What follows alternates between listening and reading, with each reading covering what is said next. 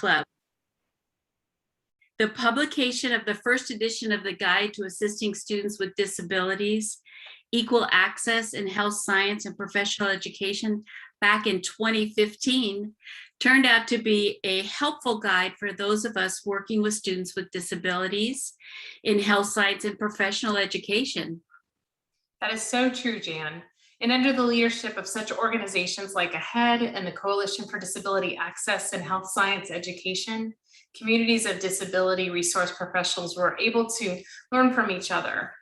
The publication of the second edition, now named Equal Access for Students with Disabilities, the Guide for Health Science and Professional Education, builds upon the first edition while being informed of the tremendous amount of thinking, writing, and research that has emerged over the past few years. So it's really hard to believe that we're already on 9 of the 11 monthly book club meetings. We've been discussing the main chapters in the Equal Access book, and it's been a wonderful conversation spanning many topics and sharing experiences. I know I sure have learned a lot. Let's take a moment and introduce ourselves. My name is Nicole Taylor, and I'm the Assistant Dean of Student Affairs at Wake Forest School of Medicine, and I'm a Clinical Associate Professor of Anesthesiology. My career shifted when I was diagnosed with multiple sclerosis 12 years ago. It was then that I pivoted and started to focus my efforts on education, advocacy, and residency applications through my former role as an Associate Anesthesiology Residency Program Director. And now I'm the Assistant Dean. I'm also a board member for the coalition. Thanks, Nicole. And I'm Jan Serrantino, supposedly retired and former Director of Disability Resources at the University of California, Irvine, and past president of the coalition. Currently, I am at the University of Colorado Anschutz Medical Campus, assisting as an access coordinator for nursing, pharmacy, and public health students. I also provide consulting and training to universities and colleges with health science programs. Nicole and I have told you a bit about ourselves. Now let's start recognizing some essential contributors to our book. Yeah, as we mentioned, the second edition of the book, Equal Access for Students with Disabilities, would not exist without the fantastic editors, Lisa Meeks, Nira Jane, and Elisa Laird. Many individuals have contributed to this work. We are grateful to all of the authors listed here on this slide. This Equal Access Book Club webinar series would not exist without the support of several key groups. AHEAD, of course, the Association on Higher Education and Disability, the Coalition, and that's the Coalition on Disability Access and Health Science Education, our lovely interpreter, Dina, from Designated Interpreters, who's doing the captioning today, and Springer Publications, the publisher of our book. We are grateful for their support of this novel way to explore the second edition of Equal Access for Students with Disabilities. Like I've said, I've learned so much from these discussions of the monthly book club. Today I'm joining you from my home office in Winston-Salem, North Carolina. As always, we encourage everyone to be respectful and welcome participation and support of each other as we navigate the multiple perspectives of our audience. Today, we will learn from one another and continue to grow as a community. As moderators, our goal is to pose some questions based on Chapter 9, working through complex scenarios and facilitate a discussion. The best way to engage in the discussion on Zoom is by using the raised hand function. If you do that, we can unmute you to speak. Another option is to post a comment in the chat function. Additionally, you can place a question to the moderators by using the Q&A feature. We would love to hear from as many of you that are comfortable joining in and sharing your thoughts, experience, and wisdom. Say, Nicole, you know, I'm always really nervous to be the first person to raise my hand. So could we do a little practice exercise? I think that's great. Okay, so, all right. Is there anyone in the audience who has a special occasion this month? If you do, and you would be willing to say hello to us, would you raise your hand? And then we'll call on you, unmute you, and ask you to tell us what that special occasion is. I see some raised hands. Woo. I'm okay. Let's see who they are. Where I don't see any raised hands. Elisa, I might need some help. I am happy to help. And I raised my hand because my birthday was on Tuesday. So Happy birthday. birthday. Thank you. I'm going to lower my hand or attempt to. In the meantime, let me unmute the folks who do have their hands raised. Let's start with Megan.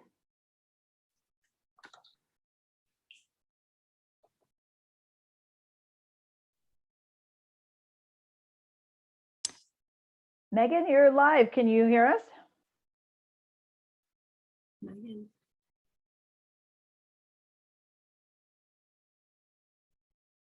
Well, I'll go ahead and let Dina talk while Megan sorts out her microphone. It may be an issue there because we can't hear you, Megan. But Dina, go ahead for now. Hello. Hi. I'm Dina Leland from UNLV, and I have a birthday in September. As I would tell my students, it is on the autumnal equinox.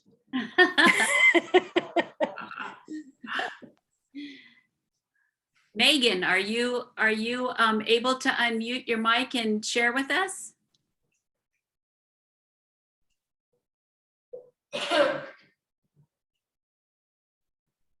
I'll go ahead and let Cindy talk then.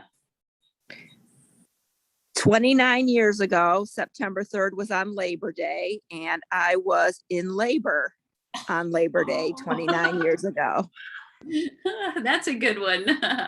Hi, Cindy. Hi. All right, why don't we move along and get this discussion going? So we're going to start off with question 1.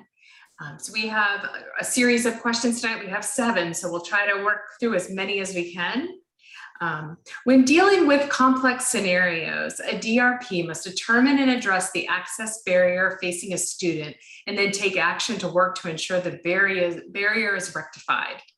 What unintended consequences might occur when a faculty member gives a student an unofficial accommodation without involving the disability office? How might this situation be resolved for the student and prevented in the future? I think this is a great question. I get this often in my role too.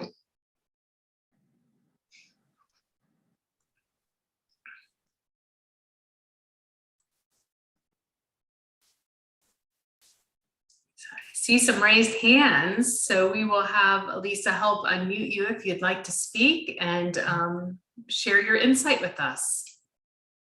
Brian, Hello, you're this on. is Brian Hilbert, also from UNLV.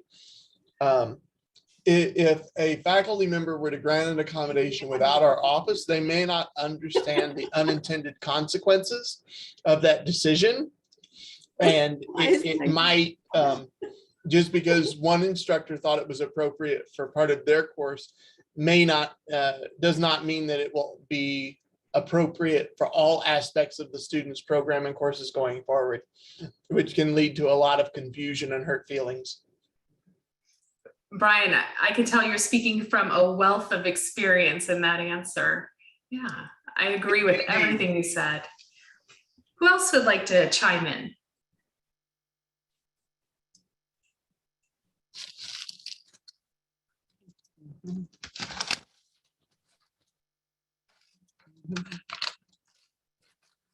Jan, do we have anything in the chat? Oh, I think you're muted, Jan. Yeah, Jan, we can't hear you.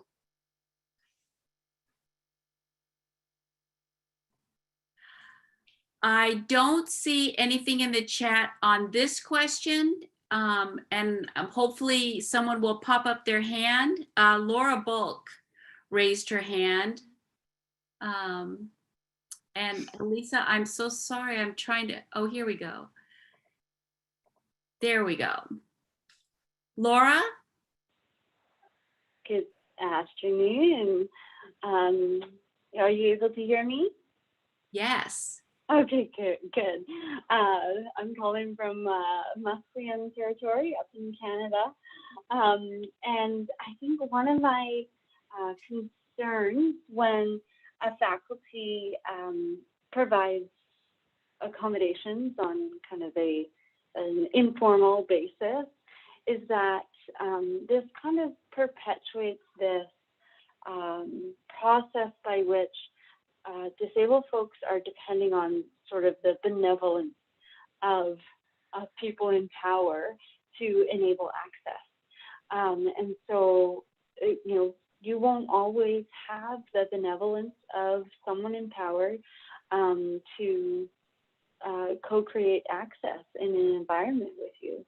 And so, yeah, I think that's one of the issues that I see with this. And I think it also kind of obfuscates some of the systemic work that needs to be done to make our spaces and our programs more accessible when we approach things in this way as well.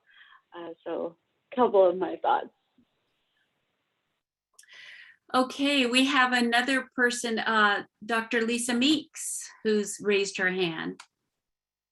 Hi, I just wanted to kind of building on what Laura was saying to point out the potential bias that seeps in when a faculty member is making that decision. And so it may be that a faculty member really likes student A, and maybe student B that also has a disability is somebody whose personality isn't quite a match for the faculty member, and they don't feel as benevolent as Laura said. So then it's opportunities seep in for inequity in decision making and access, which is of course what we're looking for. I think the other thing that really concerns me when these things are being made is one, it's hard to walk back something that a faculty member has endorsed. And so by virtue of endorsing it, they're kind of endorsing it broadly. I think the other thing that concerns me is what is the breakdown in communication between the disability office and the faculty such that the faculty are kind of going rogue? Do they not understand the process? Do they not understand the protections that are in the process for all stakeholders? So faculty, student, DRP, institution that are there, and perhaps kind of bringing everyone together and just restating why we have the process and why it's set up the way it is critical. Well, thank you, Lisa. And I think we've had, there aren't any more participants who'd like to jump in on that question. So Nicole, should we move on to the next question? That sounds great. Thank you, Dan, Brian, Laura, and Lisa. This is Elisa. I see a few comments in the chat that you might want to read. I see that Stacy replied as faculty saying DRP have much better options in technology that might be better than what I have to offer. As faculty, I might also have biases and might not be willing to offer what is equitable.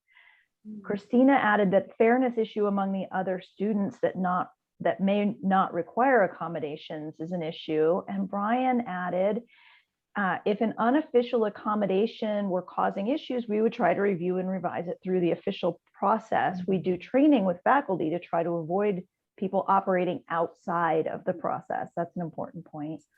And Laura added to Lisa's comment, oh yes, it's the problem of the attractive versus unattractive student, similar with animals going extinct, who gets the funding and donations? That's a great note to transition to question number 2. I love that. Okay, so here's our next question to consider and discuss. When a student encounters a faculty member with a negative attitude towards a disability or the accommodation, what can the DRP do to support the student? How can the DRP intervene to help the faculty member increase awareness and shift future attitudes?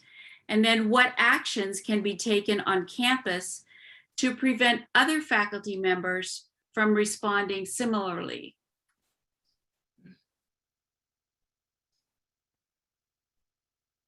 This is Dina Leland from UNLV again. It's important to first understand why the instructor, faculty member might have a problem with the accommodation. It could be they feel it's an alteration to the curriculum. In that case, you'd have to have a deeper conversation. It could be that they don't understand how accommodations work and why they're important to put in place. Oftentimes, I find that they find it's a fairness issue to others, that they don't, quote, get that. To which then I give my fairness little spiel to them to help them understand how it has nothing to do with fairness. It has to do with removing barriers. But then I think it also goes back to that training for the DRC to make sure they're training faculty, and faculty understand exactly what are accommodations about, why are they there, what is the process. It's not something that's just arbitrarily put in place. There are specific reasons why they're in place and why it's important for them to comply with the request. Thank you, Dina. Elisa, I don't see any other hands raised. Is there anything in the chat? There is, yeah. So Erica, who is borrowing Megan's account, says, I think it's important to have training for faculty and educate them on the spot regarding importance of accommodations for students with disabilities. Another good point. That is another really good point. So let's move on to question number 3. If a student reports to the DRP that an accommodation was not appropriately implemented, what steps should the DRP take to investigate the complaint? Which other office or offices should be involved? What is your institution's specific protocol for reporting of such incidents and the procedure once such a complaint is filed?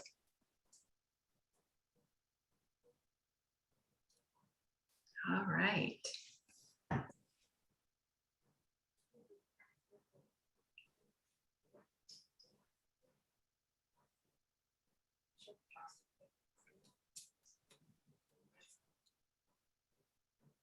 Is this a scary question, Nicole? I don't know. Well, while folks are thinking about this question, Sue added a question to the last discussion that didn't pop up until we were already moved on a little. And she asked, aren't 2 minds, faculty and DRP, better than just the DRP to determine the most appropriate accommodations for a medical student? Is it possible that my medical school doesn't have a DRP? So what are folks' thoughts on that? Those are some really good comments about collaboration, and I wholeheartedly agree. And I do see some hands popping up again. Let's jump over to Brian. Oh, I'm having Hey, trouble. this is Brian.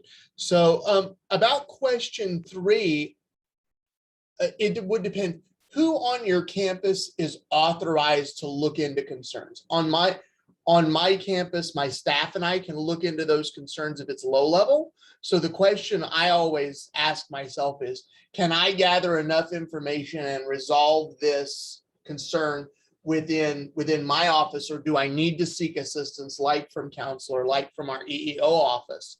But the other thing, and I'm always talking about this when I'm training staff, is there a substantive concern, right? Students can be unhappy and dissatisfied for any variety of reasons, and part of that can be the student experience.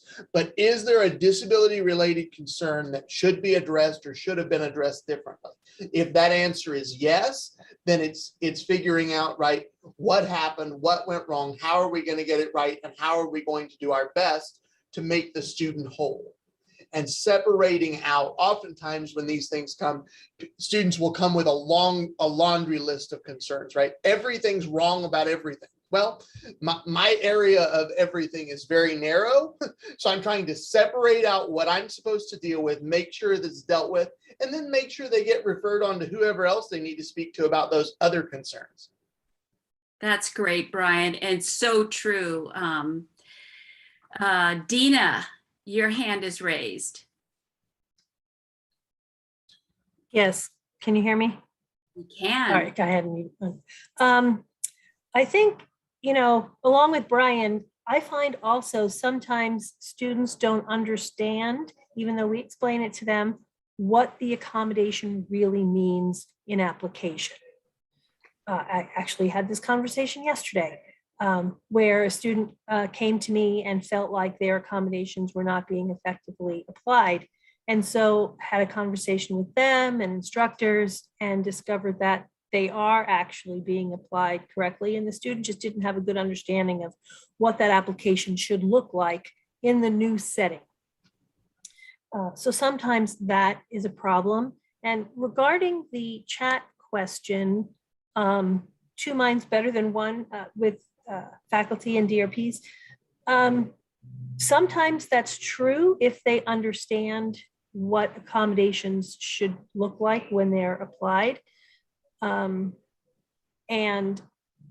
when it comes to clinical accommodations, then it's very important to have consultation with faculty, because clinical accommodations are very nuanced and you need to make sure they're appropriate in every particular setting. They might be appropriate in one clinical setting, but not in another clinical setting. So in that case, yeah, it's very important to consult with faculty. But if we're talking about didactic type accommodations, generally I find that the DRPs do a really good job of recommending and making sure accommodations are in place. Thank you, Dina. I actually had that conversation this morning. And so it's something that does come up with us a lot. Elisa, how about the chat room? Any comments in there? Nope, pretty quiet. Oh, wait, I take that back. Somebody just popped one in. Kara says, I feel that it is important that we encourage students to reach out to us if they experience barriers or resistance with the implementation of accommodations. If they reach out to us early on, we can then follow up with the faculty member. Depending on the circumstances, the other offices involved might vary: school leadership, supervisors, legal, etc. That's true. So true. Thank you. Well, Nicole, should we move on to the next question? I've already have it queued it up, so it's ready for you, Jan. So I don't know if any of you have already have a little beverage sitting next to you, but if you need to refresh, please do so. But let's go ahead and get started on the next question. And that is, students may postpone disclosing a disability for so many different reasons. If a student waits to disclose a disability until becoming at risk of academic sanctions, how can their DRP ensure the student's needs are still met? How should appropriate documentation be kept?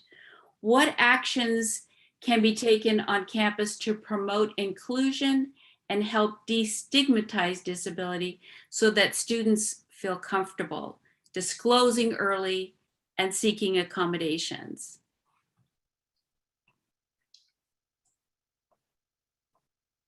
Megan, your hand is raised. I hope we can really hear you this time.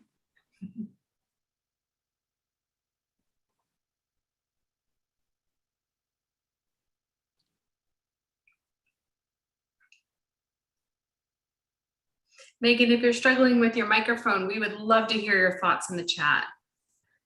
I'm sorry, we're having some audio issues.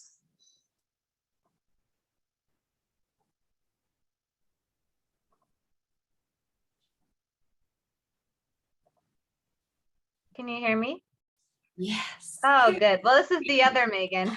I'll go. This is Megan Matthews. I'm an Access Coordinator at University of Washington, Seattle, and I've just been in the role a little over a year. And oh my gosh, I have so much I'm learning. But I was going to say I've had a couple situations. I can answer the first part, but where there's been a few students who didn't get registered with our office or were registered but didn't have the right accommodations in place. And so really working with the department and the deans to identify if when students are put on these academic probations or at risk for dismissal, is there anything in their language that says you must be able to meet these with or without an accommodation? And is there a referral to our office if they aren't registered or even if they are? Because I think what we're seeing is sometimes students are not meeting the requirements because they don't have accommodations in place or don't have the right ones in place.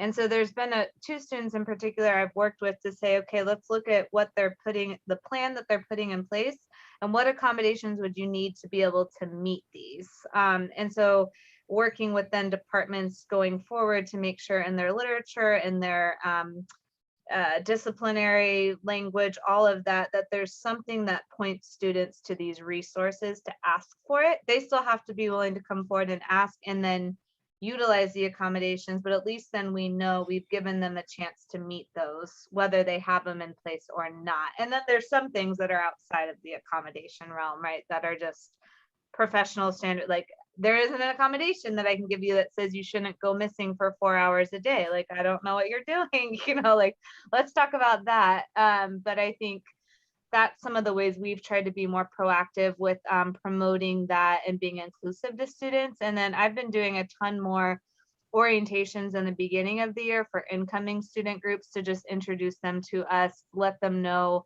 what qualifies as a disability or a health condition or those things, and to really normalize it. So that's, sorry, I rambled, but that's a little bit about how I've done it when students have come to us later or didn't have anything in place, but were in that academic probation place. Those are really good comments, Megan, and I'm so glad we were able to hear your audio. I think Cindy Poor has Parisi has her hand up. Cindy? To address the second part of the question, or the last part of the question, when we attend orientations, just like the last speaker said, we try to normalize students asking for accommodations or coming to our offices. And to do that, we talk a little bit about percentages in general of students who we work with, and even closer to home, how many students in each, in particular medical school, how many of their peers we're currently working with. Also, we try to ease their worries about their disability information going on their transcript or being given to places that they want to get their residencies on. So we assure them of confidentiality. And I found that once students hear some of that, it really helps ease some of their anxieties and prompts them to get the accommodations that they need for equal access. Thank you, Cindy. I don't see any more raised hands, so I'm going to ask Elisa if there's anyone in the chat. Okay, this is so interesting because this very thing came up this morning. Again, I had just some real interesting conversations, but a student came to us because the faculty member had asked her if she'd ever been evaluated for a disability because there was such a disconnect between what she was contributing in class verbally and what she was doing on evaluations. So I think that probably is a good product of the DRPs doing some faculty training as well. And I know that Brian mentioned that earlier, and maybe even Dina, about getting out there to meet with faculty at Faculty Senate or faculty meetings, and just giving some Q&A or some small in-service for those folks to help so that they know to just be referring students to those resources, not just disability resources, but other resources on campus. Cindy, did you want to add something?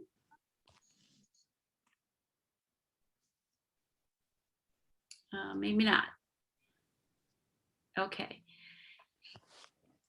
All right, Jan, so we'll move on to question number 5. As students with disabilities transition from didactic to clinical work, additional barriers may arise that need to be addressed. In your experience, what are some common barriers that students with various disabilities may encounter for the first time in a clinical rotation that could be mitigated with an accommodation?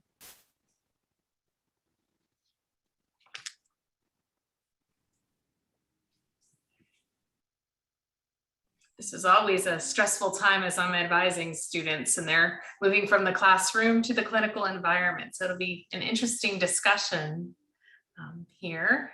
Elisa, is there anyone who's raised their hands? I can't see it on my end. Yeah, no raised hands, but it maybe there, oh, here comes one. Dina.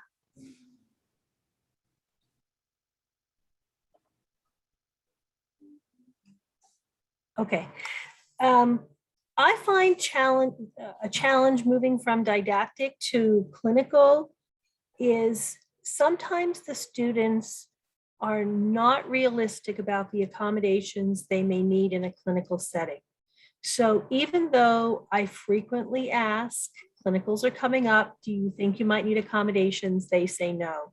And then they're a few days into a clinical setting and then they say yes, which makes it very challenging for them, for me as well, but that's because clinical accommodations can take a long time to put in place. You know, and so they're really doing themselves a disservice by not even having that conversation of what might be. I'm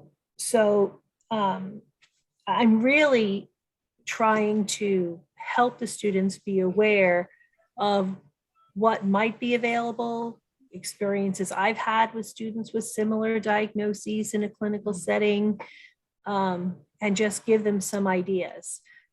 But I still find sometimes they're just really concerned, and they're really concerned about it for basically the reason of this book, because they're concerned about being judged and not being valued as much because they have accommodations. So it's really important to help the students overcome those concerns, and so that they're willing to accept what is going to help them to remove barriers and perform and demonstrate their knowledge, because they have the knowledge and they do have the ability to perform with accommodations in place. Dina, I think that is really true. I think what I encounter too as I'm advising students about different specialties is not always being familiar about what those environments look like ahead of time. So having a harder time anticipating the barriers too. So yeah, I find that in our discussions about residency long-term in a career with certain disabilities. So yeah, I really like how you framed that. I don't see any other raised hands at the moment, but a couple folks did contribute in the chat to the question about what additional common barriers were arising in clinical settings. Marie added leaving for weekly health appointments. Kara added one barrier that I have experienced has to do with standing tolerance. Yeah.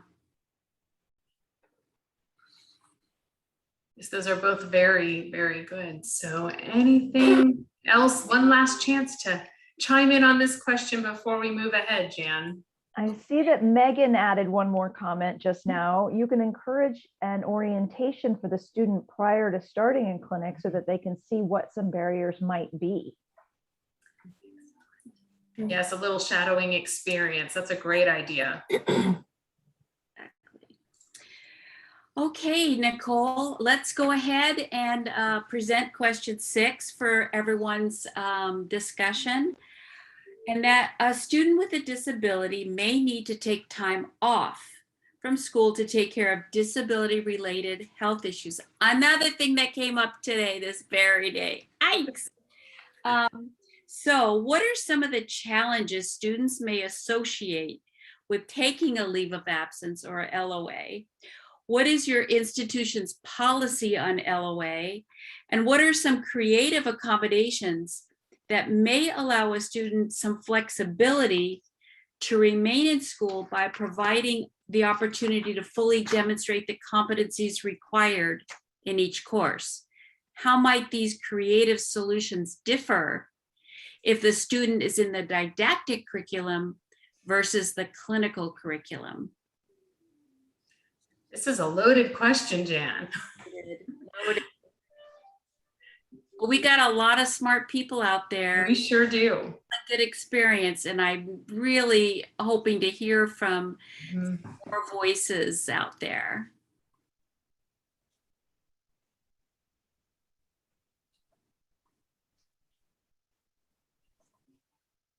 So Lisa just added in the chat, one of the greatest challenges is the cost to step away and fear of quote unquote losing knowledge during that break. Especially in some of those lockstep programs. When you have to wait maybe an entire academic year to get back caught up.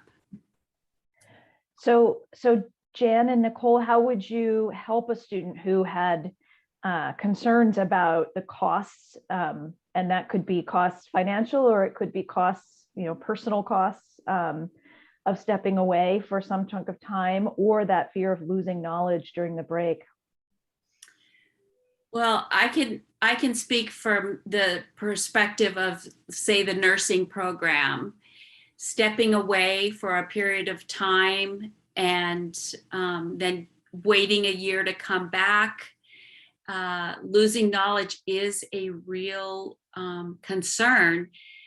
Maybe not immediately in the return, although there's also that awkwardness about returning and being with a different cohort because of that, but also that original knowledge, the original learning that took place is now that much farther away for when you sit for the NCLEX or the licensing exams. That knowledge becomes, maybe 1 to 2 years older, and you're being tested on more current information. So there are a lot of consequences to that type of situation. But mental health, physical health, medical health has to sometimes take priority. And so we just need to find ways to help that student. And I see that my dear colleague, Emily, has her hand raised. So Emily, I'm going to turn it over to you. Hello, my name is Emily McGee, and I'm at the University of Colorado Anschutz. Excuse me. One of the things that I want to talk about was being proactive. So if it is a health-related concern and you could possibly have a student take their weekly appointments so that they are able to maintain their health and stay as stable as possible. I think if it's mental health related, again, those weekly appointments and really encouraging the student to take care of their mental health or to take care of their physical health as much as possible. And I think if we can be proactive in some of those accommodations that might allow a student to stay more stable while they're in their program, then that could help to avoid a leave of absence if possible. And then I think that also provides some of that flexibility. If it is a need for appointments, or if it is a need for a decompressed clinical rotate schedule, so that you have more time to go through each of the rotations and still be able to tend to your own health. So I think being proactive in accommodations is one way to maybe, if we can mitigate the need for leave of absences before it really gets to that point. Thank you, Emily. Other comments or suggestions? I don't see any raised hands. I'll note that Cindy added that she was agreeing with you, Jan, when you said that concerns about getting out of step with one's cohort are, can be a problem because it's often their support structure. Yeah. I think Dina has her hand raised. Yes.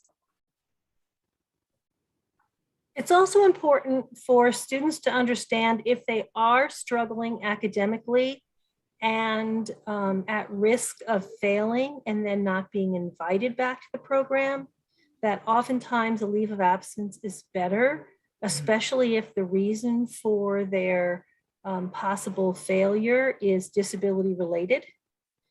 And oftentimes that's hard for students to hear. And it needs to be addressed very gently.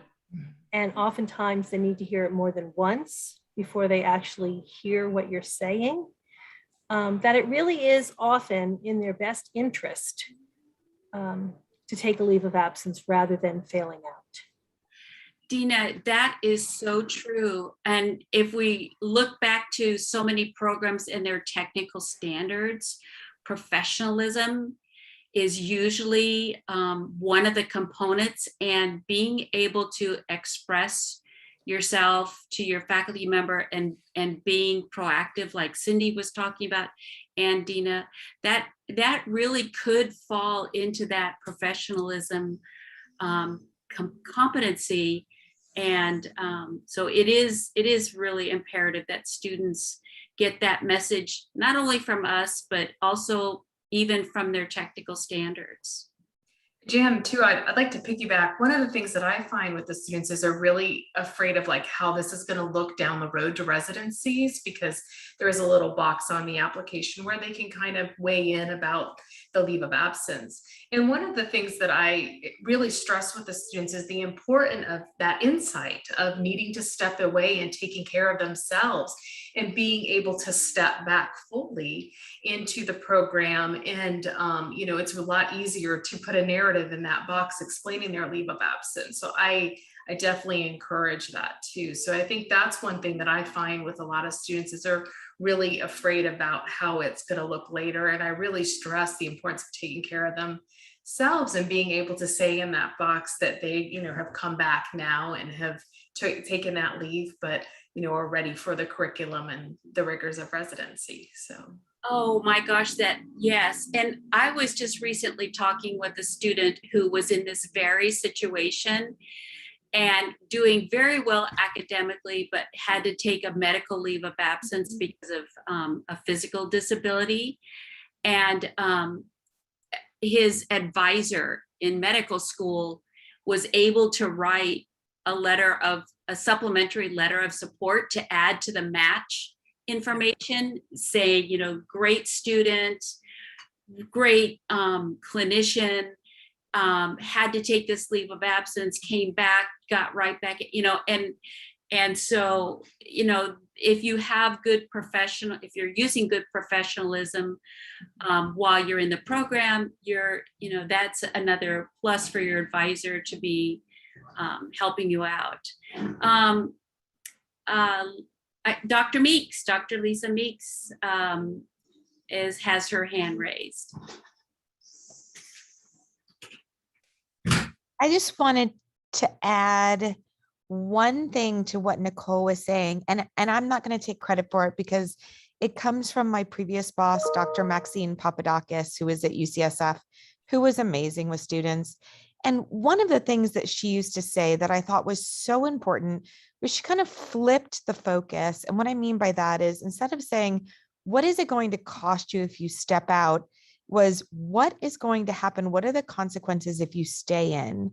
And for so many students who might be on a little bit of a spiral, you know, the relationships that get eroded, the grades that get eroded, the knowledge, if you're not doing well for a myriad of reasons, and you're not able to learn, if you don't have that rapt attention, you're not learning as much, you're certainly not solidifying information as much. So we focus a lot on what gets lost if you go out, and you guys know how I feel about leave of absence. So at all costs, if students can stay in, that's great. But at the same time, we really need to think about what the cost is to staying in. And does the student need to step away, take care of a few things, and come back stronger and, you know, with more quality of engagement in the curriculum and more quality in performance? And so just reframing that for your learners, and we allow a lot of autonomy and decision-making around this, but really helping your learners understand all of the benefits and consequences of this decision. So that's all. It was interesting, Jan. One thing we didn't really speak about in this discussion, and we do have time, we have 16 minutes, is some creative accommodations that may allow that student to be in school still, if they were. I was wondering if anyone in the audience had some creative accommodations.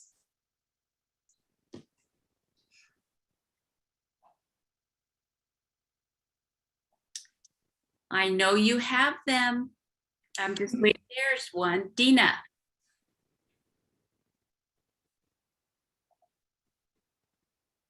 We have in the medical school, we have had their clinical rotations moved around so that the rotations that really exacerbate their diagnosis are maybe at a later time, which gives them time to get care for their diagnosis, and then able to perform, 6 months, a year later when they're better healed.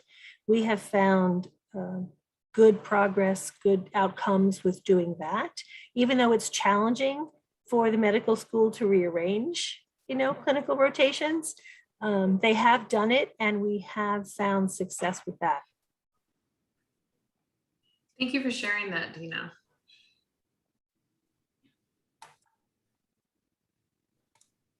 Right, well, let's move on. Jan, we'll move to question number 7. And I think this is me. The DRP is responsible for maintaining records and notes on the interactive process and ongoing communications with the students.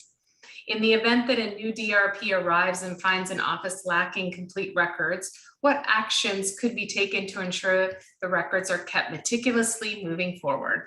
If a new DRP is informed that a student is up for dismissal and there are no records in the disability office, what action can the DRP take to document the student's disability?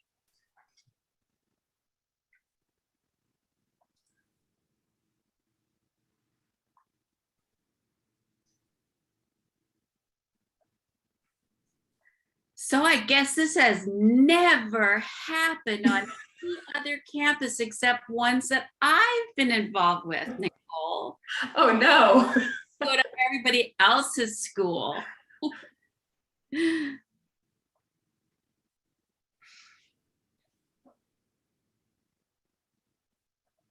the hands are going up. Okay, thank you. Emily, let's turn it over to you first, and then we'll slip right over to Dina. I think that just making sure that you have a system moving forward and that the system is in place, everyone understands what it is, that it is consistent, and that you're going back and ensuring that your notes are complete after you meet with a student.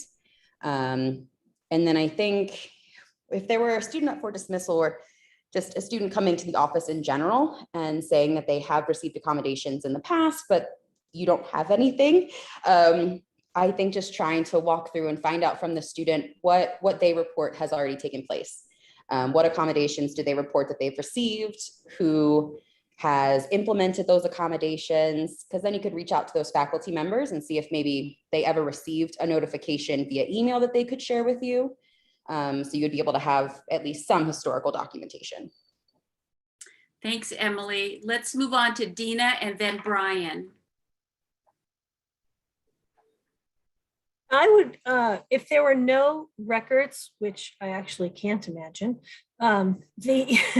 the department, the health science department, whichever it is, should have documentation about the student. And they too should be keeping records and should have some documentation about conversations with the DRP or even their conversations with the student that could be shared with if a new DRP comes in and doesn't find enough documentation to have understanding of the situation. So that would be a good resource for getting documentation. And in terms of if a student is up for dismissal, again, it would be logical to me that the DRP is not the only person keeping records of these conversations, but again, departments have policy on documentation and keeping records, especially for something as severe as a possible dismissal for a student. And one thing that's very simple, I'm sure that everybody's aware, is just looking back at emails. And if you just, copy your emails from your students, copy and paste directly into the notes, it's a very quick and easy way to create documentation. Thank you, Dina. Let's go with Brian, and then I think we have some good information in the chat. I'll let Elisa share with us. So back in the bad old days, I actually have gone to my supervisor's supervisor and gotten access to previous staff email accounts to go through and see what communications had happened. It's not fun to do. It's a pain in the neck. It's a lot of work, but something exists somewhere. But an easy thing that's super helpful is never underestimate your ability to blame high stakes testing providers and licensing testing providers in why you need something, right? So oftentimes what I will say is, I don't need this for my process, but in getting prepared for step one, or I work with law students as well, in getting prepared for the bar, you're going to need X. So why don't we get that together? And then see what's going on. And I have worked in several offices where we had to go back and really fix some bad practices with a lack of lots of things. So it happens, and you just do your best to move forward, realize where your points of need are, and what information can you get. Fabulous, Brian, fabulous. Elisa, I see there's some comments in the chat. Yeah, so there's at least one here from Erica, who said, we create student encounter documents, which is just a simple Word doc, to ensure each meeting is summarized so it doesn't become a he said, she said situation. We upload to a shared drive so all team members can revert back and all are aware. We will also have meetings with mental health and wellness and student affairs to see if they have additional information on the student. That's right. Some of those behavior teams, care teams, also have information that you may be able to access in one of those crisis situations. Good comments, Erica. Thank you. I'm waiting to see if anyone else is going to raise their hand on this question, because we do have a couple minutes left that we can chat. It I'm seems just to so me thrilled we that got through all 7. Sorry, Elisa. No, I totally agree. Yeah, some of these book clubs, we barely get through 4 or 5 questions. So you all did a very nice job of shepherding the conversation today.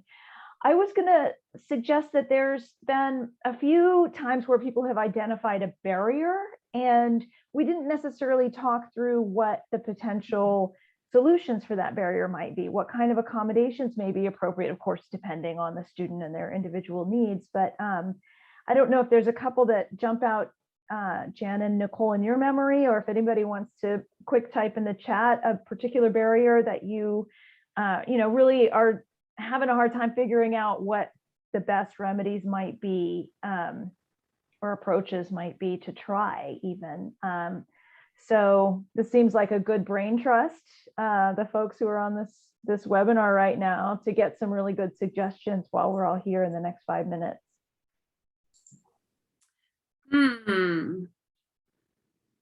Nicole, any thoughts?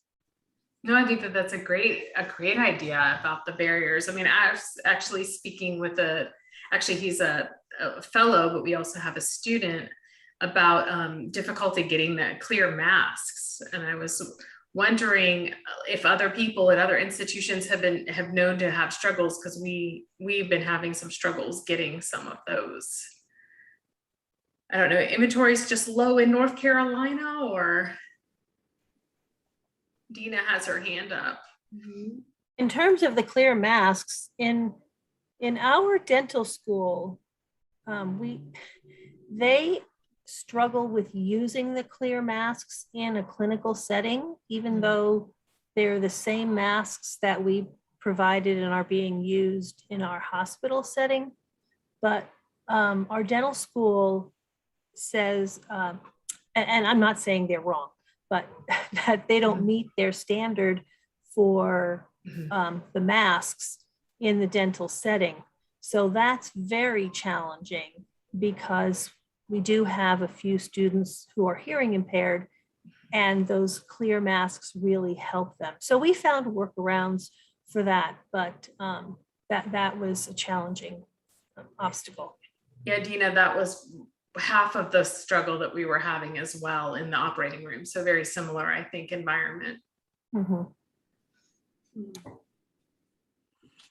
I see in the chat earlier, a half hour ago, a couple of folks suggested leaving for weekly health appointments was something students struggle with, and standing tolerance in the clinic. Are those things that folks have ideas about?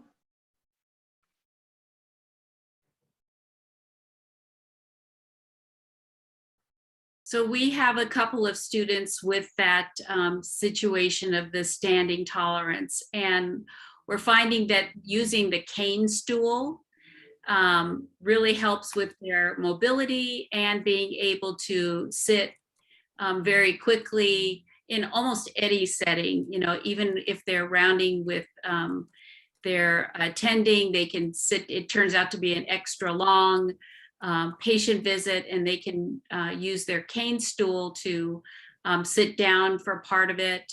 A lot of times they want to sit near the door, so if they do have an issue, that they can stand near the door so that they can exit the room quickly. Yeah, and I see that Dina mentions that they had a cane stool. I also mentioned, I noticed that Lisa Meeks has a comment about in the chat. Elisa, if you want to take that one. Oh, sure. So going back to the mask discussion, she noted that there's two different types of clear masks, the FDA approved for clinical settings type, and then a lesser rated type that's more like the kind of day-to-day masks that we may all be wearing around the stores and things. And she noted that currently there's a minimum amount you have to purchase for clinical FDA rated masks. That's about 15,000. So that it may be outside of what a disability office can purchase. Thank you, Lisa. That's very helpful. Do you mind shooting me the name of that so I can advocate with the DRP at our institution? Hopefully Lisa can put that in the chat to everyone. If that would be wonderful. URL or anything she can share. Marie added that for weekly leave, informing students as far in advance as possible to try to move their appointments to later in the day when they have clinical obligations in the morning or class, because clinical rotation content is heavy in the morning, at least at her school. So that's a great suggestion. Okay, we've got that link there, and Nicole, Perfect. Our time is winding down. Yeah. So as you know, we have several book clubs recorded, so feel free to listen to the previous book club recordings and join us for our upcoming discussion in October. So feel free to jot down, let me advance the slides so you can get the bit.ly address on it. From this website, you can register for the next 2 sessions. You can also see the facilitators for each chapter as they keep changing. We do change them, so you get different people each time. And the discussion questions in advance to help guide you as you read through the chapter and prepare for the next book club meeting. Please feel free to use these questions if you decide to have your own equal access book club, which we really encourage you to do on your campus to help educate your other colleagues and peers.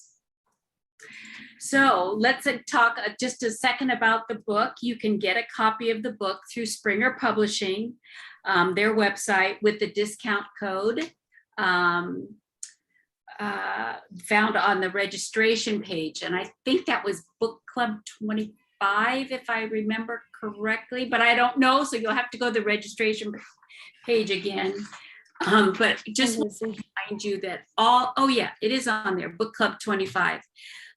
So just a quick reminder that all proceeds from the sale of this book, like the last edition, go to the Coalition for Disability Access and Health Science Education. Nicole? All right, and thank you all for just a wonderful discussion, and then we'll go to the references, Jan. Okay, so here are some of the resources which can be helpful for you. We also want to remind you that many of the topics discussed during the 2021 in this Equal Access Book Club webinar series.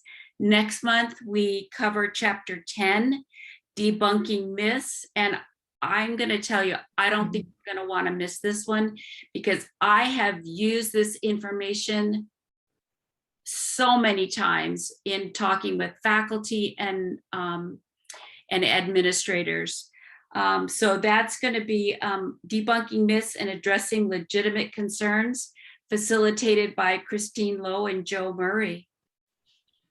We look forward to seeing and hearing from you over the next few months in our Equal Access Book Club webinar, Friday, October 15th at 4 p.m. Eastern Standard Time. So mark your calendars and make sure to register as the spots are limited. Thank you all for coming. It was so great to hear from all of you. Please take care and we'll see you next month. Good night.